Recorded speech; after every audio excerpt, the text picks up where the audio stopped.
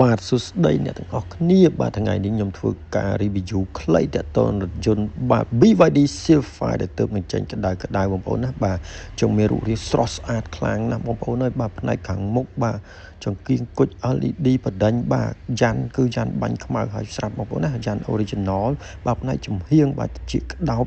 ឬគូតលក្ខណៈបាទ LED ផ្នែកខាងក្រោយគឺអូចុចស្អាតណា LED នេះបាទហើយទៅរូបរាងស្រស់ស្អាតតែម្ដងបងប្អូនបាទនេះគូតខាងក្រោយក៏ធំទូលាយដែរបងប្អូនតែតទៅនឹងឡាននេះបងប្អូន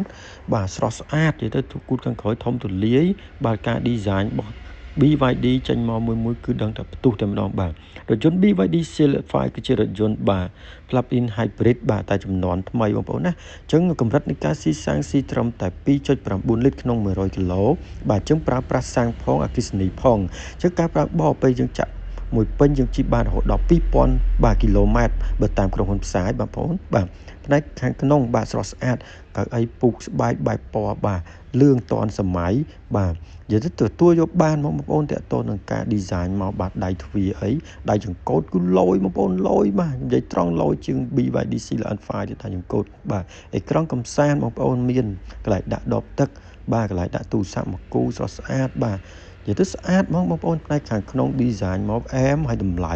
ពិសេសបាទតម្លៃត្រឹមតែ 19000 ជាងបាទបងប្អូនសម្រាប់ចិត្តបែបណាបាទអេក្រង់កំសាន្តមកល្មមធំបាទបងប្អូនបាទហើយតាក់ទងទៅនឹងដៃចង្កូតកុងទ័រ digital ស្អាតខ្ញុំស្រឡាញ់ដៃចង្កូតនេះខ្លាំងបងប្អូនបាទអែមតែម្ដងបាទបែបណា sport car បងប្អូនបាទ